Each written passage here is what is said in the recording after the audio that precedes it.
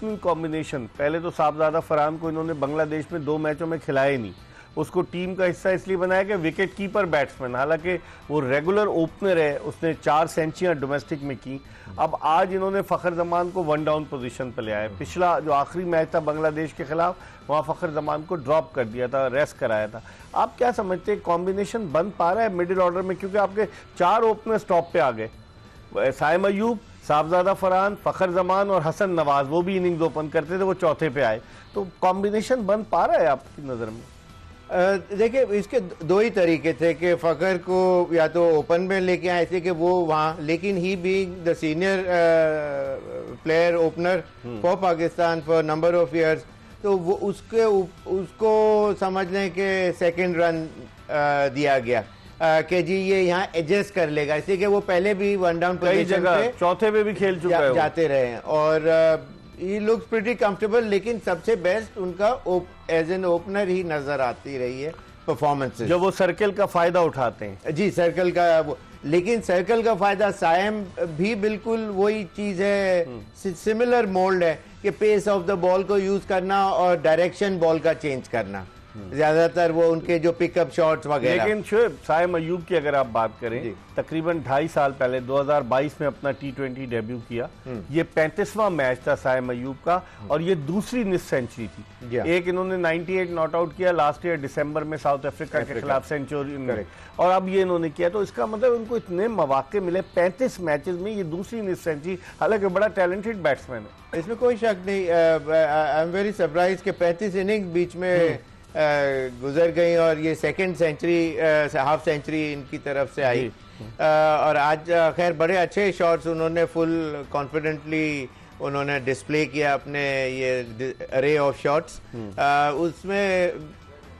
लेकिन ये कि मैं समझता हूँ कि फिर भी एज एन ओपनर ही ये ज़्यादा अच्छे फ्रूटफुल पाकिस्तान के लिए नज़र आएंगे।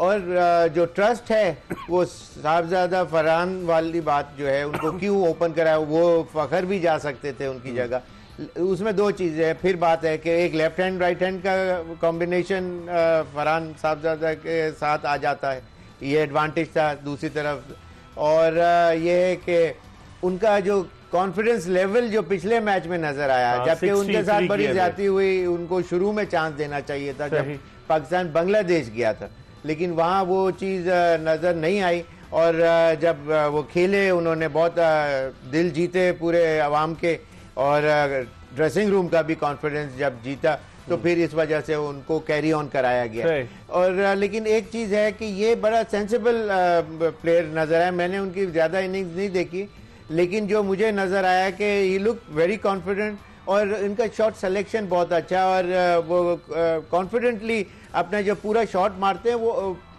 कंफर्म शॉट होता है, ऐसा हाफ हार्टेडली वो नहीं खेलते हैं। और he is a strong boy, तो उस पॉइंट ऑफ व्यू से मेरा ख्याल से ये सही किया कि फरहान को एज एन ओपनर ही रखा। लेकिन शोएब, इनको इतने चांसेस मिले हैं। अब आप देखें ना, साइम अयूब को असल इन्होंने बैटिंग की ऑस्ट्रेलियन टूर पे और साउथ अफ्रीकन टूर पे, जहाँ इनकी बैटिंग बहुत अच्छी थी, वरना ये 2022 से पाकिस्तानी टीम में सेलेक्ट हुए, अंडर 15 से आए, अंडर 19 से आए, पाकिस्तान ए से आए, तो इतने मौके इनको मिल गए। अब इन पे प्रेशर भी होगा, ओपनर्स बहुत सारे आ रहे हैं। साहबजादा फरहान ने रन स्कोर किए, फखर जमान इस टीम में, हसन नवाज ने कॉम्प्रोमाइज कर लिया है कि मैं चौथे पे जाऊंगा।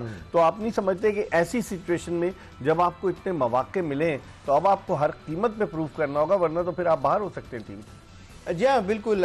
इसलिए कि अभी साहबजादा फरहान बहुत कम पाकिस्तान के लिए खेले, तो उनको जो कॉन्फिडेंस है जो ड्रेसिंग कैप्टन और सिलेक्शन कमेटी का, वो बैक टू बैक परफॉर्मेंसेस उनकी तरफ से जब तक आती रहेंगी, और ख़ास तौर पे इनिशियल टाइम पीरियड ऐसा होता है, डिफ़िकल्ट टाइम पीरियड होता है। एक दफ़ा आप उस वैक्यूम से निकल जाते हैं और रेगुलर एक रन गेटर जब हो जाते हैं, तो फिर आपका नेम ऑटोमेटिक सिलेक्शन में आ जाता है। जब तक वो चीज़ नहीं जीतेंगे, सेलेक्टर्स का दिल नहीं जीतेंगे अपने परफॉर्मेंसेस से, वो उनके ऊपर एक्स रहेगा। और उनके ऊपर जहाँ ऐसा नहीं है कि उनको 35 इनिंग मिल जाए और उनकी 2 सेंचुरियां हाफ सेंचुरीज हो, हाफ सेंचुरी। तो वो जिस तरह साइम को चांसेस मिले, ठीक है, ये इनके लिए बहुत मुश्किल है। इस पर हम मजीद बात करेंगे और हम बात करेंगे कि पाकिस्तान के मिडिल ऑर्डर को क्या हो गया है। देखें, अगर इनिंग्स ओपन कर रहे हैं साहबजादा फरहान, साइम अयूब, 1 डाउन पे आ रहे हैं फ़खर जमान, चौथे पे आ रहे हैं हसन नवाज, 5वें पे आ रहे हैं मोहम्मद नवाज, 6ठे पे जो है वो कप्तान सलमान अली आगा आ रहे हैं, और फिर उसके बाद 8वें नंबर पर आज हारिस आए, जबकि ओवर बिल्कुल एक गेंद रह गई थी। तो पाकिस्तान की मिडिल ऑर्डर को क्या हो गया, इस पर हम बात करेंगे एक ब्रेक के बाद।